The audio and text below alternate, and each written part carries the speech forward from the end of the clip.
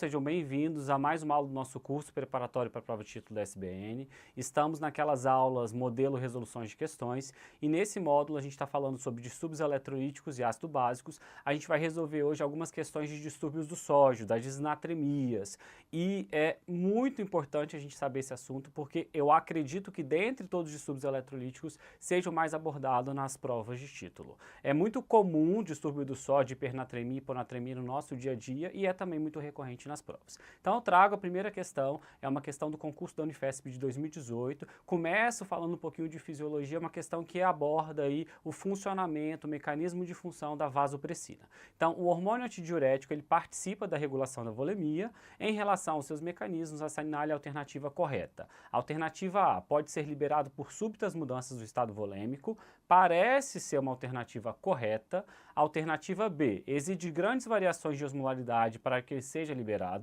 A alternativa C tem uma ação vascular que é desprezível e a alternativa D modula a absorção tubular proximal de água através dos canais, aí os canais de aquaporina. Então a gente já vai dizer que a alternativa correta é a alternativa A, mas a gente vai abordar cada uma dessas alternativas e vamos voltar a discutir elas ao final aí de uma revisão sobre como atua o equilíbrio e a homeostase da água no nosso organismo. Então quando a gente fala de disnatremia, em geral a gente está falando de distúrbios da homeostase da água. Por que isso? Porque o sódio ele é o principal íon do meio extracelular. Então no nosso plasma o principal íon é o sódio. Então aqui eu tenho um exemplo aqui de um compartimento que tem uma determinada quantidade de solvente e dentro dessa quantidade de solvente eu tenho uma determinada quantidade de soluto. Se eu tenho um aumento da quantidade desse solvente, eu tenho mais diluição desse soluto, então quando eu tenho um ganho de água livre, um acúmulo de água livre, eu desenvolvo hiponatremia e quando eu tenho uma perda de água livre, um déficit de água livre, eu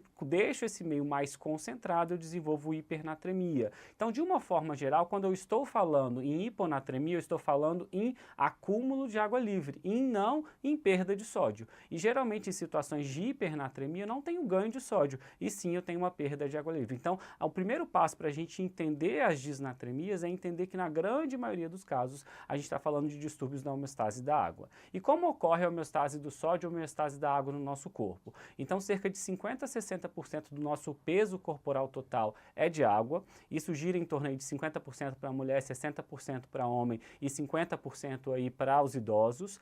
Dessa água que está no nosso corpo, 2/3 está dentro das células e 1/3 está no meio extracelular, dividido entre meio intravascular e meio intersticial.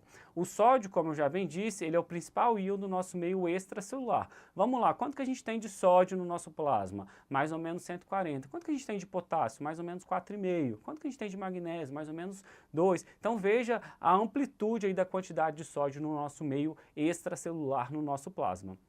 E o sódio é, portanto, o principal determinante da osmolalidade e o principal determinante da tonicidade plasmática. O que é a osmolalidade? A osmolalidade nada mais é do que a quantidade de osmol no nosso plasma dividido por quilo de água. E como que eu determino a osmolalidade? A fórmula da osmolalidade é determinada por 2 vezes o valor de sódio, a nossa ureia dividido por 6 e a nossa glicose dividido por 18. Então vejam aqui a importância do sódio na osmolalidade plasmática. Eu pego meu valor de sódio e multiplico por 2, enquanto eu pego meu valor de ureia e divido por 6. Eu pego meu valor de glicose e divido por 18. O valor normal aí da osmolaridade plasmática é em torno de 275 a 290 miliosmol por quilo. Dessa forma a gente pensa assim, olha, eu tenho em média aí 135, 140 de sódio no nosso plasma. Eu multiplico 140 por 2, já dá 280. Então veja que quase tudo que eu tenho de osmolaridade plasmática se deve ao nosso sódio plasmático. Então, portanto, ela é a principal determinante da osmolaridade, ela é o principal determinante da tonicidade plasmática e, consequentemente, ela vai determinar a volemia, ela vai determinar nível pressórico e também vai determinar perfusão de órgão, certo? Eu gosto muito desse esqueminha aqui porque ele mostra a célula no ambiente normal. Quando eu coloco essa célula no ambiente hiperosmolar, o que acontece? Esse meio hiperosmolar ele vai puxar a água da célula e essa célula ela vai desidratar. Se eu coloco essa célula no meio hipoosmolar, esse meio vai fazer com que a água puxe célula e vai acontecer edema celular. E a gente sabe então que esses distúrbios, essas disnatremias, esses distúrbios da homeostase do sódio e da água vão fazer com que aconteça ou um edema celular ou que a célula murche, que a célula desidrate. E a célula mais vulnerável do nosso corpo a essas variações frequentes e variações súbitas de osmolaridade são as células neuronais. Então a gente já começa a entender que a variação do sódio, essas disnatremias, são situações de extremo risco para edema cerebral ou para desidratação das células neuronais. E aí aparecem os sintomas e as complicações aí das disnatremias e também da correção dessas disnatremias. Então, como que acontece a homeostase da água no nosso organismo? Do que depende? Depende dos osmorreceptores, que vão determinar, que vão reconhecer a osmolaridade, e depende também da vasopressina e do centro da sede. Os osmorreceptores, então, eles estão localizados lá no núcleo supraóptico e paraventricular do hipotálamo, e de acordo com a osmolaridade subindo, elas vão ativar aí a liberação de vasopressina e vão ativar o nosso centro da sede. O centro da sede, ele vai ser ativado por um estímulo osmolar, geralmente um pouquinho acima do estímulo osmolar que estimula a liberação de vasopressina, certo? Então, a ideia que acontece é que quando eu tenho um estímulo inicial, eu libero vasopressina para eu reter mais água livre a partir de mais reabsorção de água livre lá nos nossos túbulos renais, mas se essa osmolaridade ela continua subindo, eu começo a ativar centro da sede para eu ter vontade de beber água e para eu beber água livre, certo? Existem também estímulos não osmóticos para esse centro da sede, como, por exemplo, hipovolemia e o próprio sistema renina-angiotensina-aldosterona. Então, qual que é o principal estímulo para o centro da sede? Aumento de osmolaridade. Qual que é o segundo e terceiro? Hipovolemia e sistema renina-angiotensina-aldosterona. Além disso, quando eu tenho elevação de osmolaridade, como eu disse, eu também ativo vasopressina, mas para minha vasopressina funcionar, para o meu hormônio antidiurético funcionar, eu preciso de uma resposta renal adequada. Por isso que doenças renais podem levar, sim, a disnatremias. Como funciona, então, a ação da vasopressina, do hormônio antidiurético? Ele é produzido no hipotálamo e ele é armazenado na neurohipófise e ele vai controlar a perda renal de água. Então, ele age lá no ducto coletor, aumentando a absorção de água livre, consequentemente diminuindo o clearance de água livre. Como que, além disso, ele tem outras funções, como também controle pressórico, ele induz vasoconstrição, ele também leva à ativação plaquetária e também está envolvido na termorregulação. Qual que é o principal estímulo para a liberação de vasopressina? O estímulo osmótico, o aumento da osmolaridade sérica. E aqui o limiar gira em torno de 280. Então vamos entender essa figurinha aqui. Aqui nessa figurinha eu tenho osmolaridade sérica, então aqui à medida que ela vai aumentando 280, 284, 290 e por aí vai. Aqui eu tenho a quantidade de vasopressina que está sendo secretada e aqui eu tenho a minha osmolaridade urinária. À medida que vai aumentando a osmolaridade sérica, a partir de 180 já é o limiar para a liberação de vasopressina. E essa vasopressina ela vai ser liberada de uma forma linear à medida que vai subindo a osmolaridade sérica e à medida que a vasopressina ela vai subindo, ela vai aumentando a reabsorção de água livre nos nossos túbulos renais, fazendo com que a urina fique mais concentrada, fazendo com que a osmolaridade urinária ela suba. Então, quanto mais sobe a vasopressina, mais sobe a minha osmolaridade urinária, até um platô, até um limiar que eu não consigo mais concentrar a minha urina. Geralmente isso gira em torno de 1.200 miliosmolar por quilo, certo? Então a vasopressina ela vai agindo, aumentando a osmolaridade urinária e além disso a gente vê que à medida que vai subindo a osmolaridade, eu vou ativar aqui por volta de 290 o limiar para eu ativar o centro da sede. Então veja aquilo que a gente já conversou, que o limiar para ativar o centro da sede é cerca de 5 a 10 miliosmolar por quilo acima do limiar para estimular a liberação de vasopressina.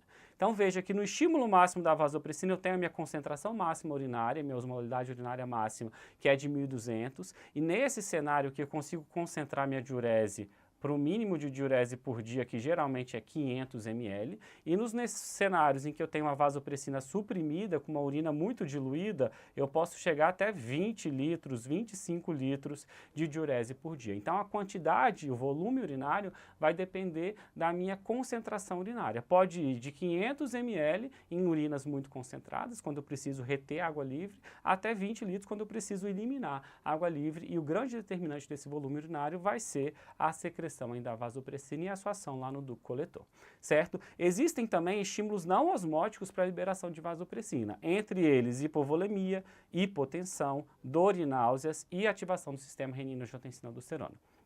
Então percebam que uma situação de estresse cirúrgico é uma situação muitas vezes em que há liberação de vasopressina em grande quantidade, porque muitas vezes eu tenho hipovolemia, muitas vezes eu tenho hipotensão, o paciente sai com dor, o paciente sai nauseado e faz com que às vezes no pós-operatório imediato o paciente tenha uma contração da diurese, uma diminuição do volume urinário. Certo? E aí como que age essa vasopressina? Onde que entra o rim nessa história toda aí de controle de homeostase de água e de sódio? Na maioria dos segmentos, a água ela é reabsorvida lá nos túbulos renais juntamente com o sódio. Então eu reabsorvo o sódio e por diferença de osmolaridade mesmo eu acabo reabsorvendo água. Então nessas situações e nos segmentos eles acabam não alterando a natremia. O ajuste fino da natremia, a homeostase da água vai acontecer onde? Lá no ducto coletor. Esse ajuste fino, então, acontece lá no ducto coletor, porque é justamente no ducto coletor que a água ela é reabsorvida sozinha. E é um processo que depende de duas coisas. Depende da vasopressina. E como que a vasopressina ela age lá nos ductos coletores? Ela vai aumentar a expressão aqui na membrana luminal desses canais de aquaporina, que são canais totalmente permeáveis à água que vão permitir a passagem de água livre.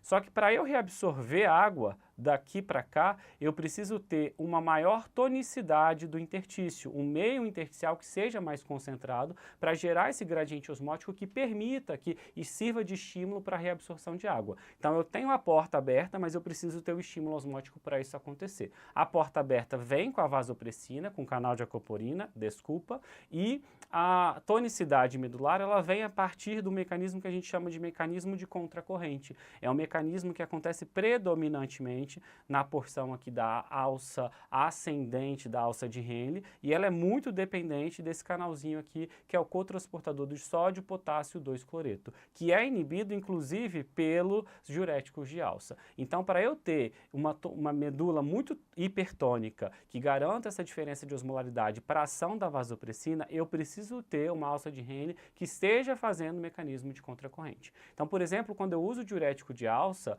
quando eu uso, por exemplo, a furosemida, eu bloqueio esse canalzinho, eu bloqueio esse mecanismo de contracorrente e, consequentemente, eu deixo de ter uma medula que é muito hipertônica e mesmo que eu tenha, desculpa de novo, mesmo que eu tenha aqui um canal de aquaporina exposto, eu não tenho um estímulo tão grande aí para a reabsorção de água. Certo? Então, dito isso, a gente consegue entender bem um pouquinho da fisiologia que envolve a homeostase da água e a gente fecha essa primeira questão. Então, a gente volta a falar aqui, a alternativa A, ela pode ser liberada por mudanças súbitas do estado volêmico? Sim, a gente já viu que estado de hipovolemia libera vasopressina, alternativa correta. Ela exige grandes variações de osmolaridade para que seja liberado? Errado. A gente já sabe que acima de 280 de osmolaridade, e aí a osmolaridade de 280 é dentro da normalidade, eu já tem um estímulo para a liberação de vasopressina. Ela tem uma ação vascular desprezível, também errado. A gente já viu que induz vasoconstrição e também ajuda a regular pressão arterial. E ela modula a absorção tubular proximal de água através dos canais de aquaporina. Está errado porque essa absorção de água não é proximal, ela acontece lá nos segmentos distais, especificamente lá no ducto coletor. Perfeito? Vamos para a próxima questão, é uma questão da prova de título da SBN de 2022, que também fala sobre fisiologia sobre o hormônio antidiurético. Assinale dessa vez a alternativa incorreta. Alternativa A ligação da ADH receptores nas células do ducto coletor medular provoca expressão de aquaporina, a gente acabou de ver isso, alternativa correta, não vai ser essa que a gente vai marcar. Alternativa B, a avaliação da concentração e diluição urinária pode ser feita compreendendo-se os conceitos de depuração osmolar e de água livre. Sim, na verdade o que a gente sabe, que eu tenho uma urina mais concentrada é uma urina que tem menor clearance de água livre e uma urina que tem maior depuração osmolar. Uma urina mais diluída, aquela urina com osmolaridade urinária mais baixa, é aquela urina que tem maior depuração de água livre, maior clearance de água livre e menor depuração de soluto, certo? Alternativa C, a capacidade do rim de excretar água livre ela é grande, enquanto a gente já viu que aqui o rim ele pode chegar a 20, 25 litros de diurese por dia para aumentar essa eliminação de água livre, tá certo aí? Enquanto a capacidade de conservar água ela é limitada, no máximo 1 litro e 300, 1 litro e 500 por dia. A alternativa é falsa, porque a gente já falou que em situações de desidratação eu libero muita vasopressina e aí eu concentro muito a minha urina para eu não excretar água livre, até que eu consigo chegar a uma quantidade mínima de diurese por dia de 0,5 litros por dia, de 500 ml por dia. Então essa alternativa está errada. Alternativa D, doenças renais, etilismo, lítio, hipocalemia e hipocalcemia diminuem a resposta tubular ao ADH. Então, como eu falei, para a gente ter uma boa função da vasopressina, do hormônio antidiurético, eu preciso ter uma boa resposta renal. E existem algumas circunstâncias em que eu tenho uma redução da resposta renal à vasopressina e a gente chama essa condição de diabetes insípidos nefrogênico. Eu vou trazer uma tabelinha aqui rapidinho para mostrar as causas de diabetes insípidos nefrogênico. Então, a gente tem como causa própria doença renal crônica, porque a gente tem uma perda aí da regulação e da resposta tubular. Eu tenho dois distúrbios eletrolíticos que cronicamente levam a diabetes insípidos nefrogênico, que são a hipocalemia e a hipercalcemia. Além disso, desnutrição, etilismo é uma causa importante de diabetes insípidos nefrogênico. O uso de lítio é uma causa importante e, além disso, a própria gravidez aumenta aí a secreção de vasopressinase, diminui a quantidade de vasopressina e isso aumenta e aí diminui a quantidade do efeito da vasopressina renal. Então, voltando aqui para a nossa alternativa, doença renal, como doença renal crônica está certo, etilismo e desnutrição está certo, lítio está certo, hipocalemia está certo, mas aqui não é hipocalcemia, aqui é hipercalcemia e essa alternativa também está errada. Então, essa questão foi uma questão anulada porque ela tinha duas alternativas erradas, certo? Passamos então para a próxima questão, concurso da Unifesp também de 2018, ele traz o seguinte cenário: uma mulher de 36 anos, dor de cabeça, micção frequente, é admitida aí com a pressão um pouquinho mais baixa, 88/40, um pouquinho taquicárdica, então aparentemente parece desidratada e traz exames laboratoriais mostrando o seguinte: uma hipernatremia, um potássio que está normal, uma creatinina um pouquinho aumentada e uma urina muito diluída, né? Uma densidade urinária muito baixinha. Qual que é a causa mais provável para a elevada concentração de sódio dessa paciente? Síndrome de Bartter não causa hipernatremia. Síndrome de Bartter está associado classicamente à hipocalemia. Aldosteronismo primário eu tenho uma retenção hidrossalina com hipertensão e geralmente também com hipocalemia. Alternativa errada. Síndrome de Lear é o pseudo-hiperaldo. Então, também a alternativa errada. Clinicamente vai se comportar muito parecido a um aldosteronismo primário. Então, sobrou para a gente diabetes mellitus e diabetes insípidos. A gente sabe que o cenário de diabetes mellitus com hiperglicemia, a glicose ela tem efeito osmótico e ela aumenta o clearance de água livre de tal forma que o paciente ele começa a ter poliúria, ele tem polidipsia, ele pode desidratar e por maior perda de água livre ele pode desenvolver hipernatremia. Mas é difícil a gente ter uma hipernatremia de tal monta chegando a um sódio de 165, certo?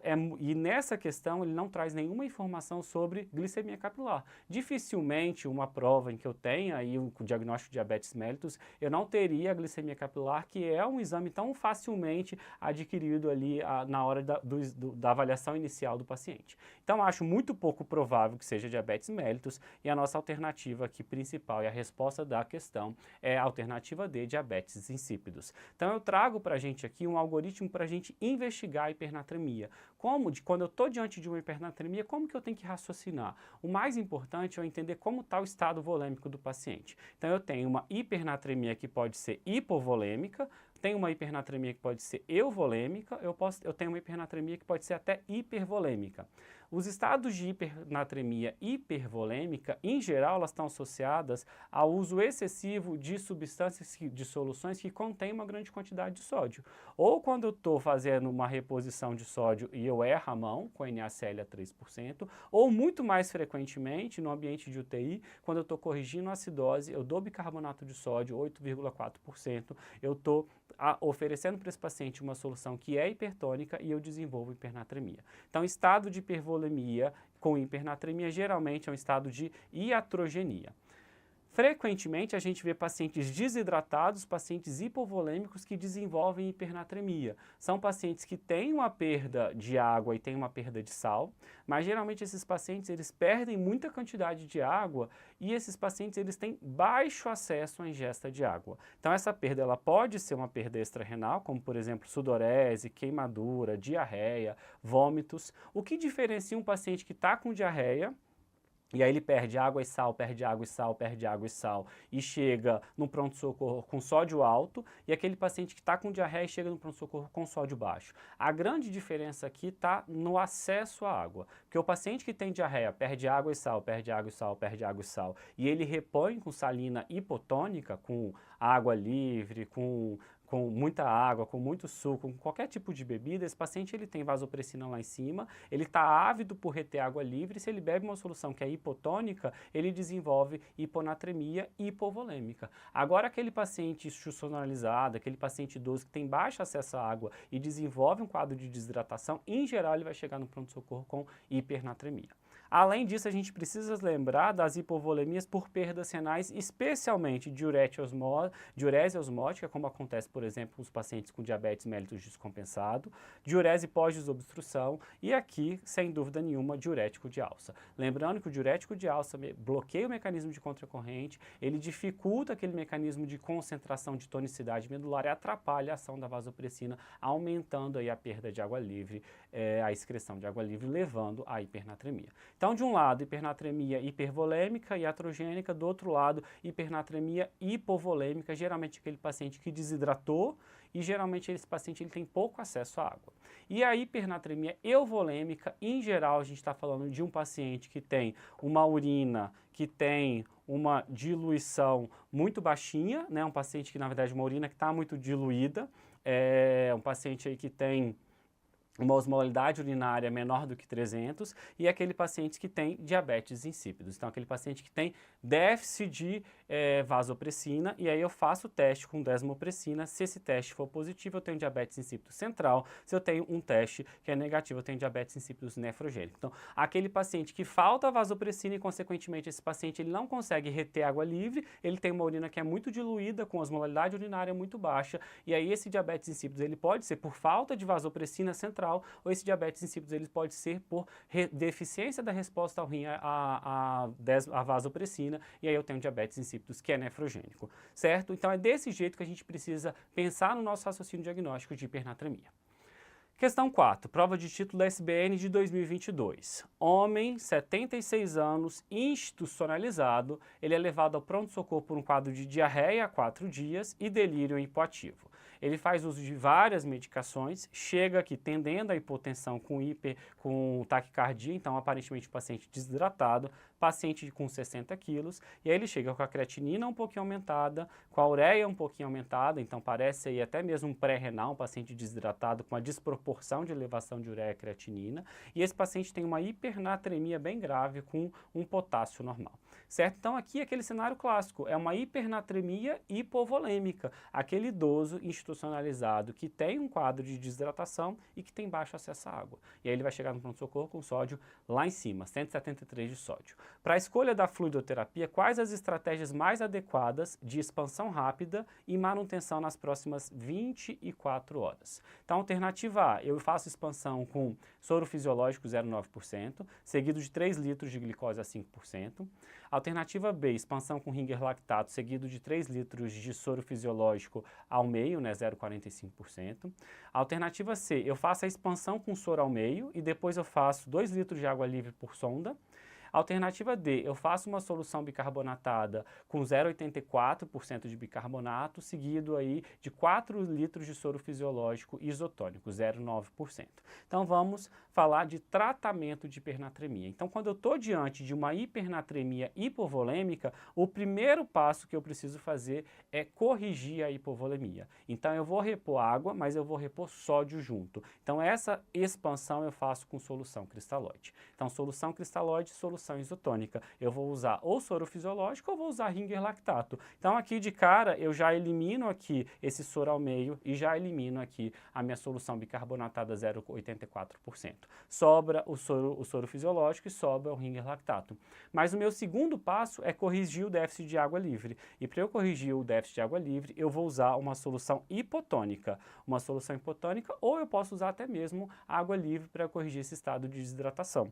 E aí, quando a gente olha para a alternativa eu tenho uma solução de glicose a 5%, é uma solução hipotônica, e uma solução de soro ao meio, também é uma solução hipotônica. O que vai determinar aqui a resposta da minha questão? Eu vou falar logo em seguida o que vai determinar, que é a quantidade da variação de sódio permitida nas próximas 24 horas. Então, fechando aqui o algoritmo do nosso tratamento, se eu tenho ganho excessivo de sal porque eu dei muita solução bicarbonatada ou porque eu dei muito NaCl a 3%, eu suspendo isso e aumento o aporte aí de soluções menos concentradas. E se eu estou diante de uma perda renal de água livre, seja por diurético ou seja por diurese osmótica, eu preciso suspender o diurético ou corrigir a hiperglicemia e repor a água livre. Frequentemente, a gente encontra um cenário clínico que é aqueles pacientes hipervolêmicos, muitas vezes cenário de insuficiência cardíaca descompensada. A gente começa a utilizar diurético de alça, esses pacientes começam a fechar balanço hídrico negativo, e à medida que o balanço hídrico negativo vem, esse paciente ainda está hipervolêmico, mas ele começa a desenvolver hipernatremia, porque o diurético de alça, como eu falei, ele leva à hipernatremia. Então, nesse cenário, a gente começa a ficar um pouco, fica um pouco mais difícil o manejo desses pacientes, porque eu penso, eu vou diminuir diurético, aí ele começa a fechar balanço hídrico positivo, e não é o que eu quero nesse momento.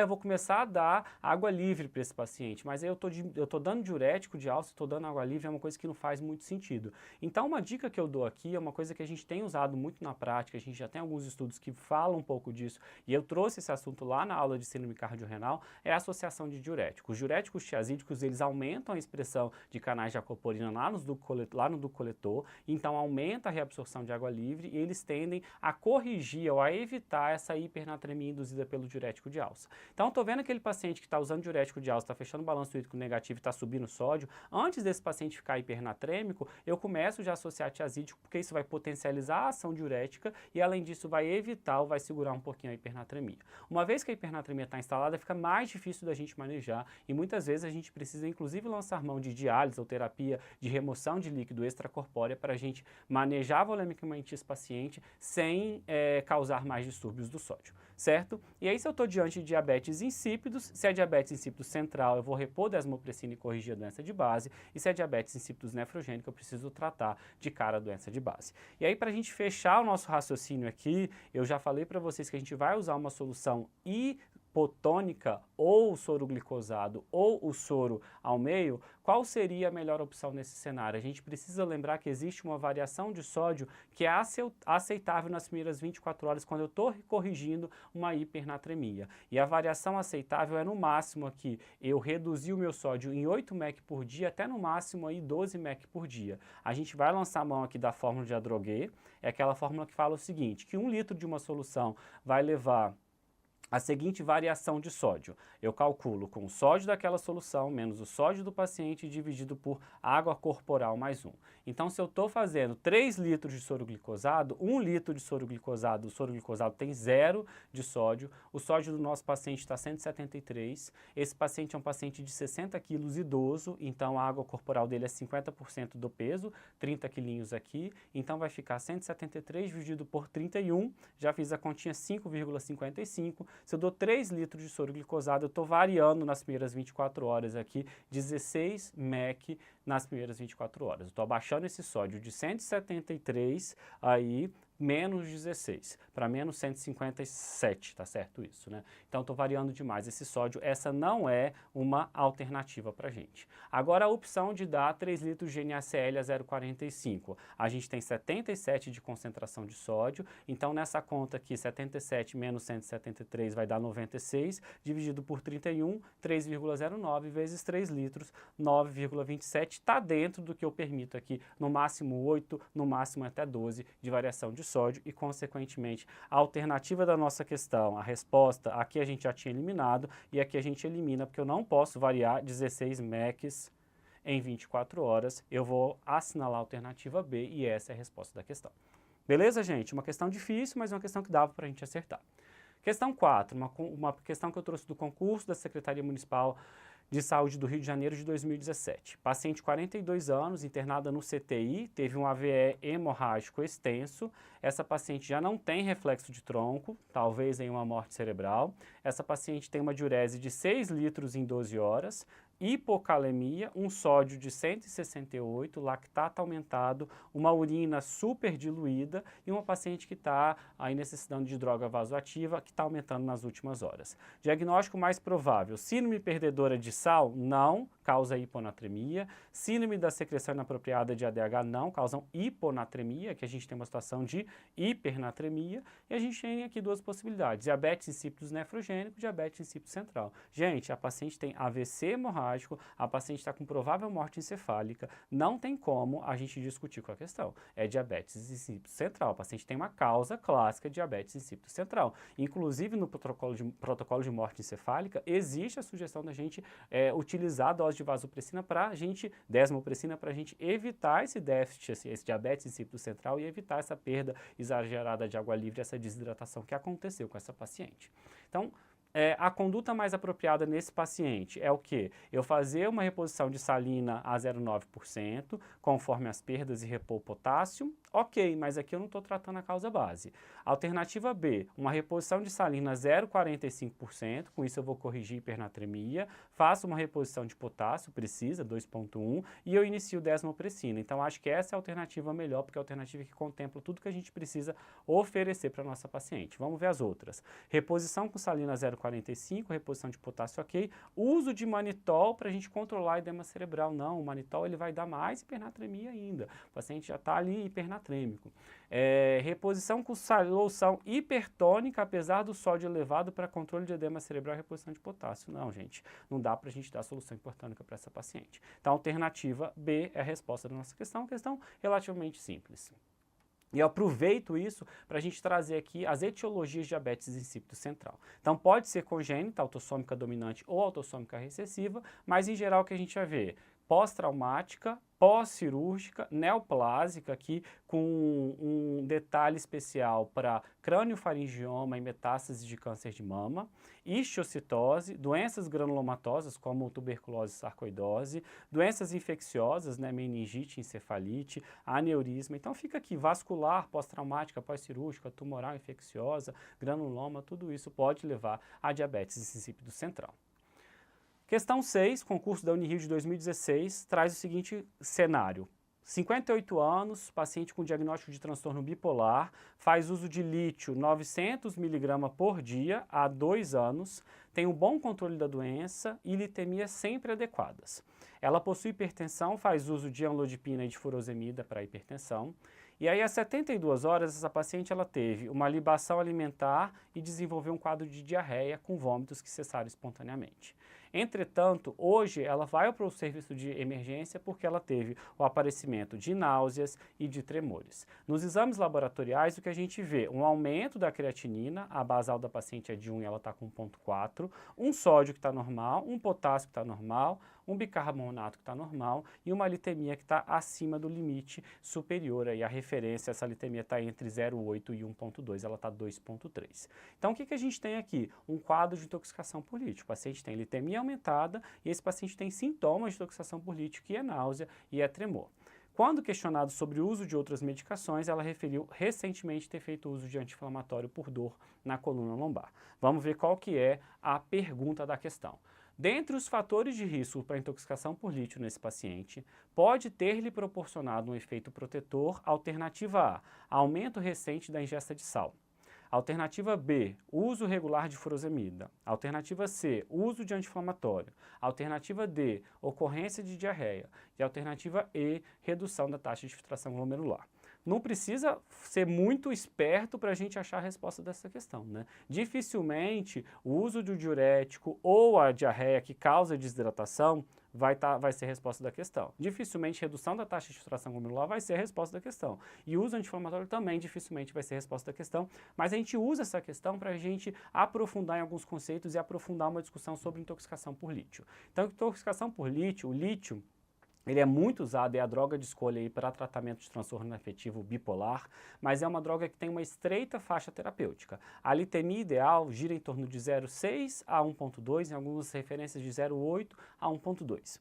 O lítio ele é uma molécula muito pequenininha, ele tem um peso molecular de 7 Daltons, ele é menor do que o sódio, ele é menor do que o potássio. Então portanto, ele é livremente filtrado pelos nossos rins. Só que de tudo que o rim filtra, cerca de 60% é reabsorvido no túbulo contorcido proximal, uma outra parte vai ser reabsorvida nos outros segmentos tubulares e uma parte do lítio chega lá no ducto coletor.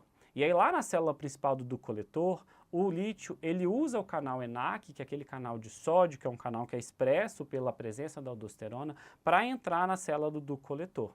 Então, esse canal ENaC, ele tem uma afinidade maior para o lítio do que para o sódio. Então, se eu tenho lítio lá no meu lúmen e se eu tenho um canal ENaC exposto, esse lítio ele vai utilizar esse canal ENaC e ele vai entrar dentro da minha célula principal e lá na minha célula principal ele vai ativar uma cascata de inflamação levando à lesão dessa célula. E é por isso que o uso crônico de lítio ele está associado a diabetes insípidos nefrogênico, porque ele leva a uma resistência, principalmente uma lesão, principalmente nesses segmentos distais das células tubulares. Mas eu quero lembrar vocês que apenas 18% de todos os casos de intoxicação por lítio são intencionais, porque geralmente o que acontece é um paciente que faz uso de lítio de uma dose estável e que está clinicamente bem, mas aí acontece alguma situação de desequilíbrio, seja por queda da taxa de filtração glomerular, seja por desidratação, por uso de alguma medicação que aumenta a litemia, essa litemia começa a trazer sintoma para o paciente, isso pode prejudicar a filtração renal e gira um ciclo vicioso, que é o ciclo que a gente chama daquela intoxicação aguda em cima da intoxicação crônica. Então, quais são os fatores que precipitam a intoxicação por lítio, que levam a aumento da litemia? Primeiro, qualquer medicação ou qualquer situação que diminui a filtração glomerular. Então, o uso de ECA/BRA por diminuir a taxa de filtração glomerular, por diminuir a pressão intraglomerular pela vasodilatação da eferente é uma causa de aumento de litemia e o uso de anti-inflamatório por vasoconstrição da aferente também é uma causa de aumento de litemia. Além disso, todas as situações de desidratação e todos o uso de diuréticos aumentam a reabsorção tubular de lítio. Como eu falei, 60% está absorvido lá no túbulo contorcido proximal. Então, se eu estou diante de um paciente hipovolêmico, um paciente desidratado, esse paciente ele acaba reabsorvendo mais sódio, reabsorvendo outros solutos ali no túbulo contorcido proximal, isso também acaba aumentando a litemia. Lembrando que o uso crônico de lítio, ele leva a diabetes insípidos nefrogênico, como eu já falei, geralmente esse paciente ele perde mais água livre, então ele tende a ficar mais desidratado, então veja que isso pode ser um ciclo vicioso. E além disso, um outro mecanismo que não é muito claro é o uso de bloqueador de canal de cálcio, principalmente verapamil, diltiazem e nifedipina. Todas essas são situações que precipitam a intoxicação por lítio. E a intoxicação aguda ela vai trazer classicamente sintomas gastrointestinais, como é o caso do nosso paciente que está nauseado, pode trazer alterações eletrocardiográficas, com alargamento de QT, com bradicardia, e classicamente ela traz sintomas neurológicos, como por exemplo esse paciente apresentava tremores, mas pode ter ataxia, pode ter mioclonia, fasciculação, pode ter convulsão, pode ter confusão. Mas além disso, a gente sabe que existem manifestações clínicas da intoxicação crônica pelo lítio, do uso crônico do lítio, que classicamente são sintomas neurológicos, uma síndrome que é conhecida como síndrome silent, é uma síndrome que parcialmente não é reversível após a suspensão do lítio, e o que marca essa síndrome é a presença de sintomas extrapiramidais, então rigidez em roda denteada, e além disso a nefrotoxicidade. E a nefrotoxicidade, a exposição crônica, está muito relacionada a diabetes insípidos nefrogênico e o desenvolvimento de uma DRC por uma nefrite intersticial crônica. Então o marco da toxicidade renal do lítio é o diabetes insípidos nefrogênico. Ele aparece em 20 a 40% de todos os usuários, ele pode ser irreversível e ele acontece porque o lítio entra por aquele canalzinho lá ENaC, nos segmentos distais do túbulo, aumenta a expressão de COX-2, de prostaglandina E2, que induz degradação lisossomal e, além disso, ele inibe a transcrição gênica de canal de aquaporina. Diminuindo a quantidade de canal de aquaporina, ele faz lesão daquelas células e diminui a resposta do rim à vasopressina. Então, como que eu trato? Suspensão do lítio, se possível, e uma possibilidade de tratamento, principalmente nos casos mais leves a moderados, principalmente se detectado mais precocemente, é o uso da amilorida. O que a amilorida faz? Ela vai lá e bloqueia o canal ENaC. Então, se ela bloqueia o canal ENaC, ela não deixa que o lítio entre naquela célula e faça todo esse processo inflamatório. Além disso, lembrar da nefrite intersticial crônica. O principal fator de risco para isso é o tempo de exposição ao lítio e a dose cumulativa. Tipicamente a gente vê a nefrite intersticial crônica predominantemente de túbulo distal com formação de cistos tubulares, e é importante a gente perceber que existem estudos que mostram que o uso crônico de lítio está associado a quase 8 vezes mais risco de doença renal crônica estágio terminal. Além disso, existe relato de uso de lítio e síndrome nefrótica. O achado histológico mais comum é doença por lesão mínima. Geralmente, acontece uma remissão da síndrome nefrótica com a suspensão do lítio no cenário de doença por lesão mínima, mas também a gente pode ter GESF, muitas vezes a GESF não tem melhora após suspensão. Pode também ter associação do lítio com acidose tubular renal tipo 1, e além disso, uma associação clássica é do lítio com hiperparatiroidismo e hipercalcemia. Então, parece que o lítio ele aumenta o limiar de cálcio para a secreção do PTH, então com isso o paciente ele vai tendo hipercalcemia, hiperestimulando a paratireoide, desenvolvendo hiperplasia da paratireoide e consequentemente esse paciente tem uma hipercalcemia que é PTH dependente. Diante desse cenário a gente suspende o lítio, algumas vezes isso é reversível, outras vezes não é reversível porque a glândula já está hiperplasiada e aí a gente precisa tratar ou com sinacalcete ou até com paratireoidectomia. A gente abordou esse tema lá na aula de hipercalcemia. Lembrando que duas drogas que classicamente estão associadas à hipercalcemia é o uso de lítio e o uso do tiazídico.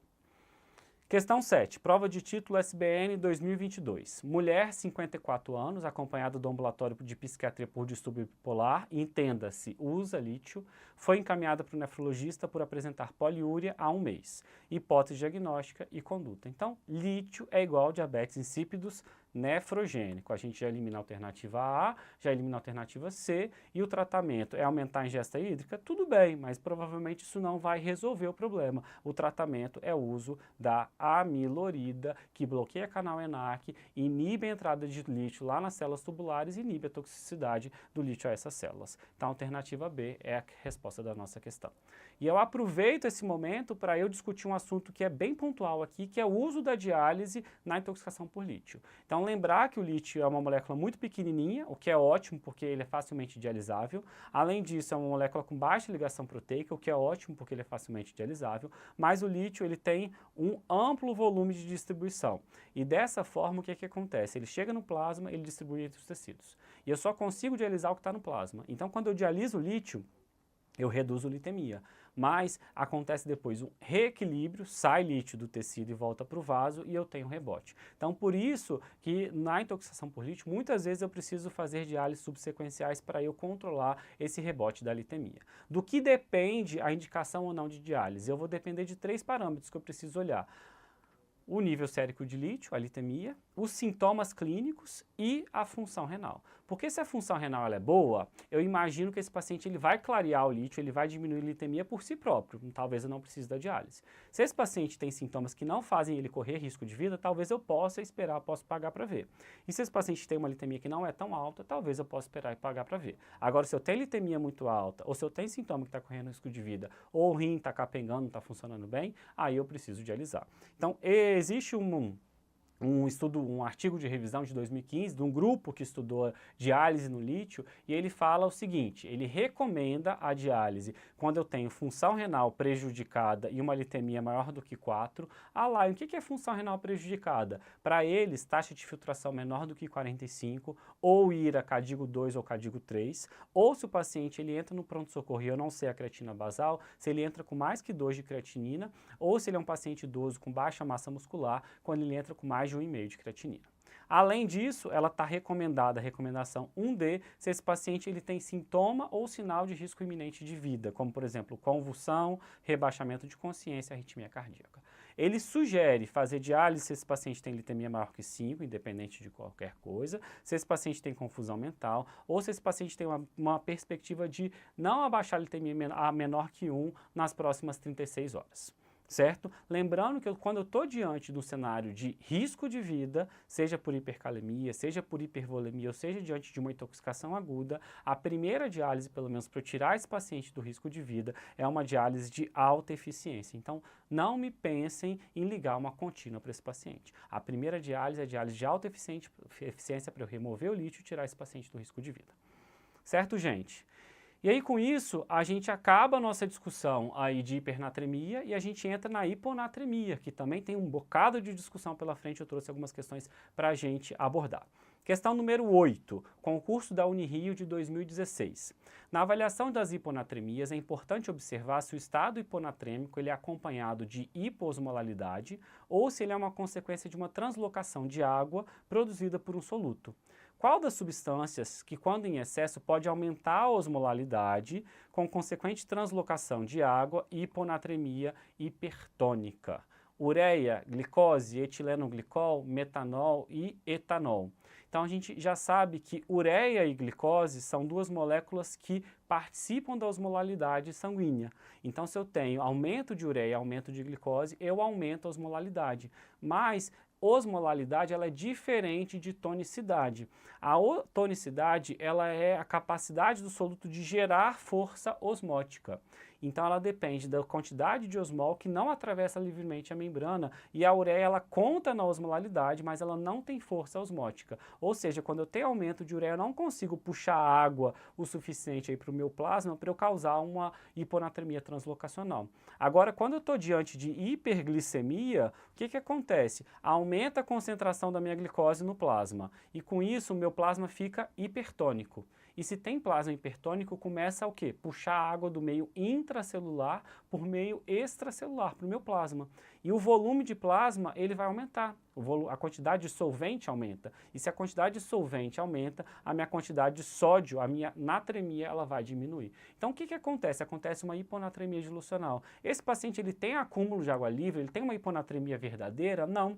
Esse paciente não tem uma hiponatremia verdadeira, porque a quantidade de água livre corporal do paciente é exatamente a mesma. O que aconteceu foi uma mudança de compartimento. Sai do compartimento intracelular e vai para o compartimento extracelular, para o intraplasmático. Então, não é uma hiponatremia verdadeira, e toda vez que eu estou diante de hiperglicemia, eu preciso fazer uma correção do sódio por essa hiperglicemia. Inclusive, existe uma fórmula. Sódio medido é igual sódio corrigido é igual a 2 vezes o sódio medido mais 2,4 vezes glicose menos 100 dividido por 100. Então, se eu tenho uma glicose de 500, esse paciente vai ter 500 menos 100, ele vai ter 400, dividido por 100 vai ter 4, 4 vezes 2,4, ele vai ter quase 10 a mais. Então, se eu tenho um paciente com 130 de sódio e com glicemia de 500, esse paciente, na verdade, ele vai ter 140 de glicose, de natremia corrigida. Esse paciente ele não tem uma hiponatremia verdadeira. Então, quando eu volto aqui, esses daqui já não eram alternativas, né? Eu preciso excluir a ureia porque ela não participa da tonicidade, apesar de participar da osmolalidade,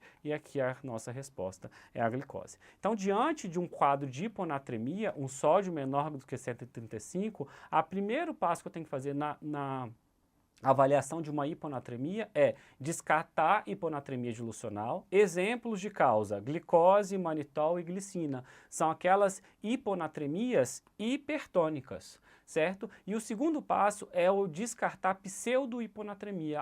E quando que acontece a pseudo-hiponatremia? Ela acontece em situações em que eu tenho um excesso de quantidade de substâncias no plasma que vão interferir na medida do sódio sérico, como, por exemplo, um excesso de triglicerídeo, geralmente triglicerídeo maior do que 1000, e, além disso, uma grande quantidade de proteína. A gente vê classicamente nas gamopatias monoclonais, geralmente quando eu tenho proteína total maior do que 10 gramas, porque elas vão interferir na medida do sódio sérico. Nada mais é do que um artefato laboratorial. E como que eu resolvo uma pseudo-hiponatremia? Eu pego e uso o sódio medido na gaso. O sódio medido na gasometria, ele é confiável? Ele é confiável e ele não sofre a interferência nem de proteína e nem de triglicerídeo. Então, estou diante de uma hiponatremia, preciso olhar a glicemia para ver se não é uma hiponatremia dilucional, preciso dar uma olhadinha para ver se não é hipertrigliceridemia absurda ou uma hiperproteinemia absurda que causa pseudo-hiponatremia. Próxima questão. Mulher de 90 anos, levada pelos familiares ao pronto atendimento por confusão mental. Então veja que sempre a manifestação aqui é neurológica, seja de hiper ou seja de hiponatremia. Familiares relatam que a encontraram desorientada, sem noção de tempo e de espaço. No exame admissional, hiponatremia profunda, hiponatremia sintomática, 105 de sódio. qual dos medicamentos a seguir não é causa de hiponatremia. Gente, eu não preciso nem explicar a hiponatremia para vocês marcarem a alternativa dessa questão, que é o lítio, porque a gente já sabe que lítio está associado a diabetes insípidos nefrogênico e vai levar à hipernatremia e não à hiponatremia. Mas a gente aproveita a questão para a gente puxar o gancho e continuar na nossa investigação de hiponatremia. Então, na investigação da hiponatremia, primeira coisa que eu faço, excluo hiponatremia dilucional. Segunda coisa que eu faço, eu excluo pseudohiponatremia. Então, eu estou diante de uma hiponatremia hipotônica, aquela hiponatremia verdadeira. Eu preciso avaliar a diluição urinária. Para avaliar a diluição urinária, eu preciso olhar a osmolaridade urinária, que vai ser dada por essa fórmula, que leva em consideração sódio, o potássio e a ureia da urina, certo? Lembrando que se eu estou diante de um paciente hiponatrêmico, com hipotonicidade, com hiposmolaridade, o que eu espero? Eu espero que o ADH ele esteja suprimido, porque se esse paciente está hiponatrêmico, hipotônico, é um paciente que tem excesso de água livre no corpo. E aí o ADH não faz sentido ele estar aumentado para reter mais água livre. Eu quero um ADH suprimido para eu eliminar água livre. Eu quero uma urina totalmente diluída, uma urina com osmolaridade muito baixinha. Então eu vou olhar a osmolaridade urinária. Existe uma diluição urinária adequada, ou seja, uma osmolaridade urinária muito baixinha, uma urina um rim que está eliminando muita quantidade de água? Sim, nesse cenário eu tenho a possibilidade da ingesta de água ser absurdamente alta ou uma ingesta de soluto ser absurdamente baixa. É muito raro disso ver e a gente vai ver esses cenários nos quadros de hipotomania, que é uma doença psiquiátrica, e de polidipsia primária, aí, que é uma desregulação ali no centro da sede. Pode inclusive ser medicamentoso ou ser inclusive uma doença neurológica que atinge aquele centro da sede e faz a pessoa beber água de uma forma descontrolada. Ela bebe tanta água que o rim não dá conta de eliminar toda aquela água livre e o paciente desenvolve hiponatremia. A outra possibilidade é o paciente muito desnutrido, que tem uma baixa ingesta de soluto, e ele, por ter uma baixa ingesta de soluto, ele não consegue eliminar toda a quantidade de água que o corpo tem, e ele começa a reter água livre e desenvolve hiponatremia hipotônica. Na grande maioria dos casos, a gente vai estar indo por esse outro caminho, que é aquele paciente que tem uma urina que não está tão diluída assim, e ele tem uma ação exagerada do hormônio antidiurético, num cenário de hiponatremia, de hiposmolaridade, em que a ação do ADH vai estar elevada. E com isso, para eu separar e para eu identificar a etiologia, eu preciso olhar a volemia e preciso olhar sódio urinário. Então, diante dessa ação elevada de ADH, eu vou classificar em hiponatremias hipovolêmicas, hiponatremias hipervolêmicas e euvolêmicas. Laio, quem são as hipovolêmicas? São aqueles pacientes que desidrataram, mas que beberam muita água. Se eles beberam muita água, se eles repuseram muito líquidos que são hipotônicos, eu tenho um ADH que está lá em cima porque ele está hipovolêmico, ele bebe muita água que é hipotônica, muitas soluções hipotônicas, ele desenvolve hiponatremia. Essa perda de líquido pode acontecer por mecanismos renais, como por exemplo diuréticos e a síndrome perdedora de sal, ou pode acontecer por mecanismos extra-renais, perda para o terceiro espaço, grande queimado, diarreia, vômitos e por aí vai. Do outro lado, eu tenho os pacientes hipervolêmicos, mas esses pacientes hipervolêmicos são pacientes que têm volume circulante efetivo baixo. Então, apesar de serem pacientes edemaciados, são pacientes que aparentemente têm um intravascular depletado, como, por exemplo, a cirrose hepática, o paciente que tem síndrome nefrótica, o paciente com insuficiência cardíaca, são aqueles pacientes com baixo volume circulante efetivo e de certa forma, o nosso organismo ele interpreta como se estivesse faltando líquido. Então, ativa a vasopressina e esse paciente começa a fazer retenção de água livre e desenvolve hiponatremia. Lembrando que hiponatremia é fator de mau prognóstico na IC, fator de mau prognóstico na cirrose hepática. E quais são as causas da hiponatremia hipovolêmica? A gente tem que lembrar de hipotireoidismo e de insuficiência adrenal, mas o grosso está aqui. Duas principais causas: SIAD, síndrome da antidiurese inapropriada, e uso de tiazídico. O uso de tiazídico está muito associado à hiponatremia e a gente sabe que existem alguns mecanismos, dentre o principal mecanismo entendido hoje em dia é o aumento da expressão de canalcoporina, que passa por maior expressão de prostaglandina E2. Então, resumindo, eu gosto muito dessa figurinha aqui, porque ela fala, olha, eu tenho hiponatremia hipotônica, eu tenho uma situação em que eu tenho mais retenção de água livre do que perda de água. Então, eu tenho uma retenção de água livre. Isso pode acontecer porque eu tenho uma inadequada eliminação de água. Isso pode ser porque eu tenho muita quantidade de água sendo ingerida e eu não consigo eliminar tudo isso, ou porque esse paciente ele tem uma ingesta muito pobre de soluto. É a raridade da raridade. Na grande maioria das vezes eu tenho uma redução no quê? Na eliminação de água livre, na diurese. Isso pode ser porque o paciente tem uma doença renal e, consequentemente, é um paciente que não lida muito bem com variações de líquido, mas na grande maioria das vezes eu vou ter elevados níveis de vasopressina. Esses elevados níveis de vasopressina pode ser por uma situação de redução do volume circulante efetivo, ou um paciente hipovolêmico, ou um paciente hipervolêmico, mas que tem um volume circulante efetivo baixo,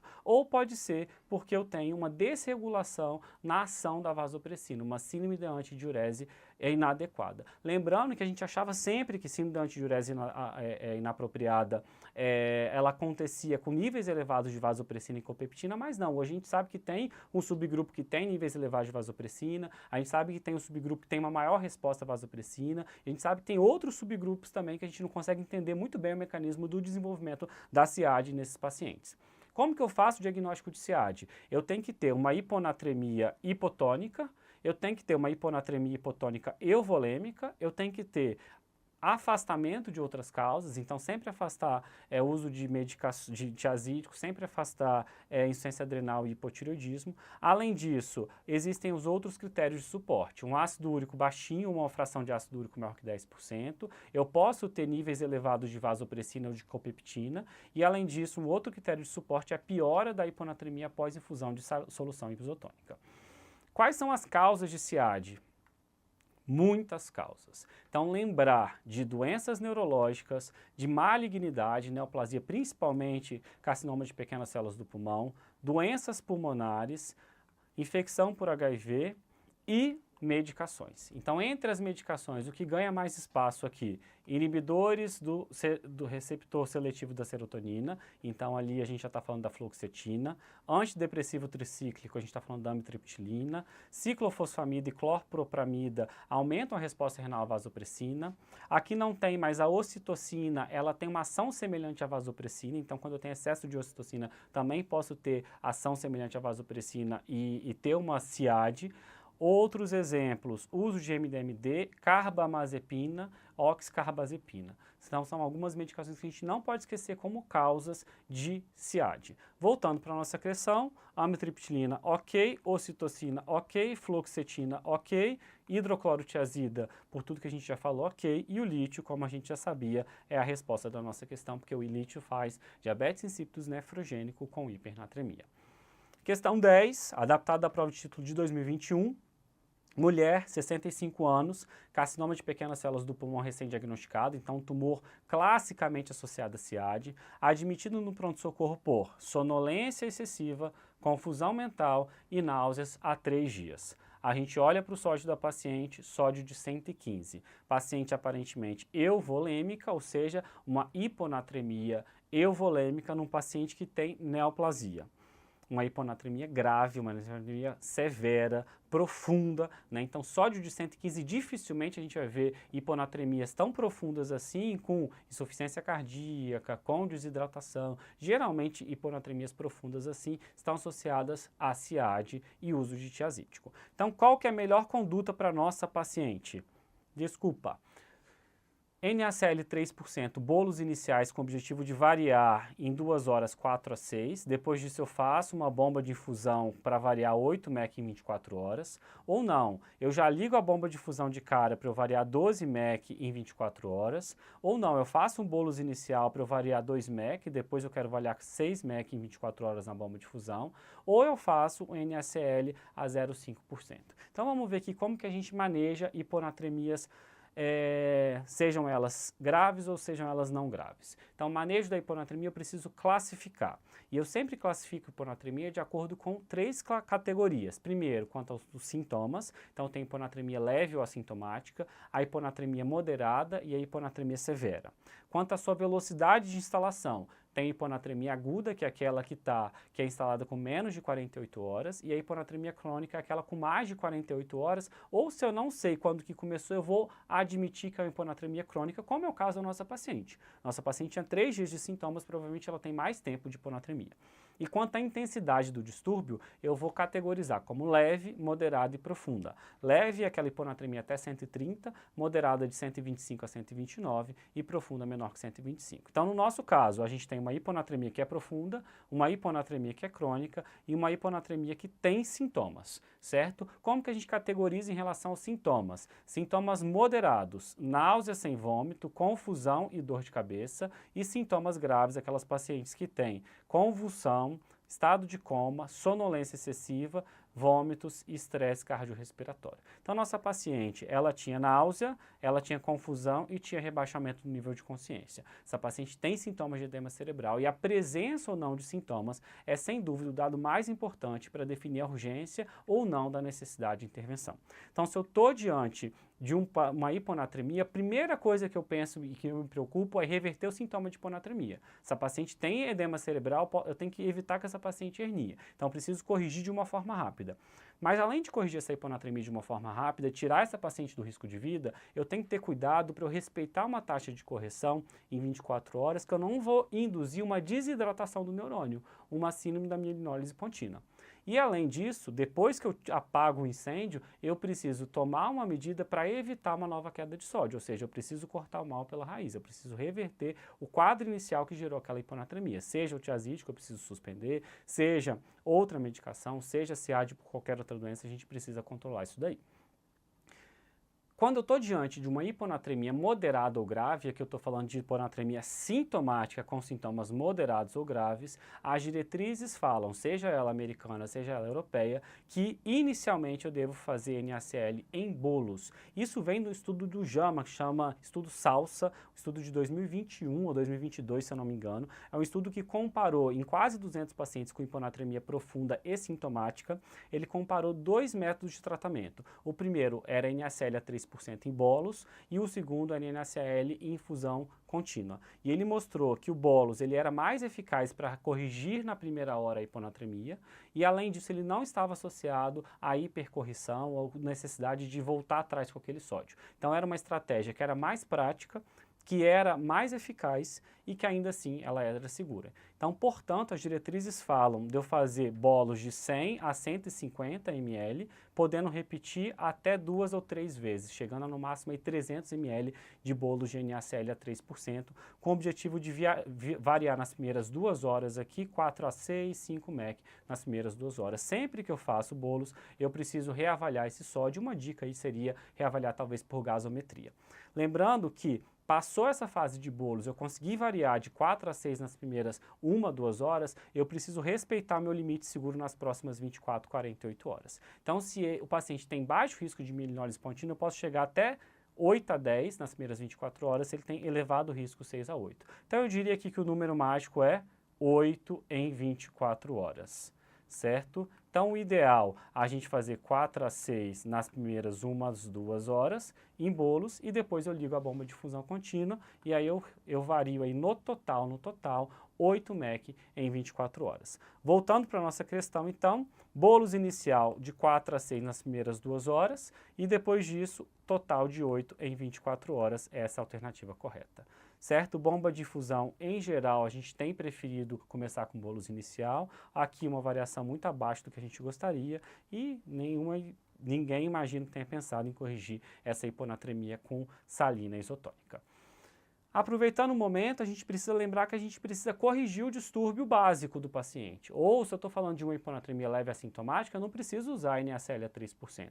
Então, o passo mais importante é tratar a causa de base. Se eu estou diante de uma hiponatremia que ela é hipervolêmica, eu vou usar restrição hídrica e vou usar diurético de alça, que aumenta a minha retirado o meu clearance de água livre. Se eu estou diante de uma hiponatremia hipovolêmica, eu faço hidratação venosa, com isotônica mesmo. Quando restaurar a volemia desse paciente, vai suprimir a vasopressina e, consequentemente, esse paciente ele vai eliminar o excesso de água livre. Se eu estou diante de uma euvolêmica, eu preciso corrigir distúrbio endocrinológico, né? Então, se tem hipotireoidismo, corrijo, se tem insuficiência adrenal, corrijo. Se eu tenho uso de tiazídico, eu suspendo o tiazídico. Geralmente, a hiponatremia induzida por tiazídico, ela resolve em até 5 dias após a retirada do tiazídico, e ela não tem que recorrer depois disso. Ou se eu estou diante da SEAD, eu vou lançar mão de alguns outros tratamentos. Então, sempre lembrar de retirar o fator causal, se possível, principalmente medicação é o mais importante, é o mais fácil. Além disso, restrição hídrica e furosemida, com isso eu consigo aumentar o clearance de água livre. Utilizar tablete de ureia ou tablete de sódio, eu consigo oferecer mais soluto para esse paciente. A ideia aqui é que se eu dou soluto para esse paciente, ele precisa eliminar soluto, e se ele vai eliminar soluto, ele precisa eliminar água livre junto com esse soluto, então aumenta o clearance de água livre. E inibidor de GLT2, a gente já tem trabalho mostrando benefício aí, porque como ele faz glicosura, ele também aumenta a eliminação de água livre, e uma outra opção é o vaptano, que é um antagonista lá do receptor da vasopressina. E aí, para a gente finalizar, agora o nosso assunto de distúrbios do sódio, última questão, é uma questão adaptada da prova de título lá de 2015, que fala o seguinte: são fatores de risco para hipercorreção de sódio na hiponatremia e desenvolvimento de mielinólise contínua, exceto alcoolismo, desnutrição, hipercalemia e hiponatremia profunda. Então vamos rapidinho, um slide para falar de mielinólise contínua, lembrar que é uma síndrome rara, está associada à hipercorreção do sódio. Então é quando o sódio está baixinho, eu corrijo muito rápido, o que acontece? Desidratação celular, e a região mais sensível lá dentro da nossa cabecinha é a região da ponte. Então acontece uma desidratação com mielinólise contínua. A gente vê isso classicamente em exame de imagem com hipossinal em T1 e hipersinal em T2 em FLE, lá na ressonância, na região da ponte. Uma manifestação rara, uma complicação rara, que se manifesta mais frequentemente com paresia, geralmente tetraparesia ou pariparesia. Junto com isso pode vir ataxia cerebelar, pode vir disartria, disfagia e outros sintomas neurológicos. E aí o risco de mielinólise contínua, ele é baixo quando o sódio sérico está acima de 125, ele é intermediário quando eu tenho uma hiponatremia profunda, e além disso, ele é alto se eu tenho hiponatremia profunda com mais algum dos seguintes fatores: hipocalemia, alcoolismo, desnutrição e cirrose hepática. Então a gente volta aqui, ó, alcoolismo, desnutrição, hiponatremia profunda, hipercalemia. Não é hipercalemia, é hipocalemia. Por que isso, Lion? Porque quando eu corrijo a hipocalemia, eu faço com que, quando eu dou potássio para esse paciente, ele está com hiponatremia e está com hipocalemia, eu reponho o potássio ele entra para dentro da célula. Ele é um íon predominantemente intracelular. Quando ele entra para dentro da célula, o que ele faz? Ele joga sódio para fora. E quando o paciente joga sódio para fora, eu acabo subindo um pouquinho o sódio do extracelular. E além disso, quando ele entra para dentro da célula, muitas vezes ele puxa água junto, então ele acaba desidratando aí o meu meio extracelular. Então diminui a água livre, aumenta a quantidade de sódio, esse paciente sobe sódio sérico. Então quando eu estou corrigindo o potássio, eu tenho que ter cuidado para não hipercorrigir o sódio, certo? Ah lá, eu corrigi, eu queria aquele volume, eu queria aquele máximo ali de 6 a 8 ou de 8 a 10 mEq nas primeiras 24 horas e eu passei disso. Gente, eu não posso ter medo de correr atrás de uma hipercorreção, seja para cima ou seja para baixo, se o distúrbio ele é agudo. Não deu tempo do meu neurônio se adaptar.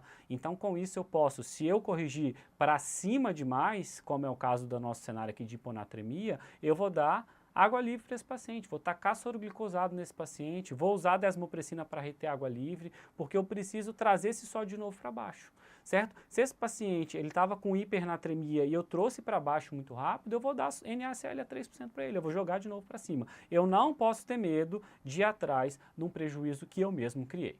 Certo, gente? Acho que era isso, bastante informação, mas espero que vocês tenham aproveitado a aula. Até a próxima.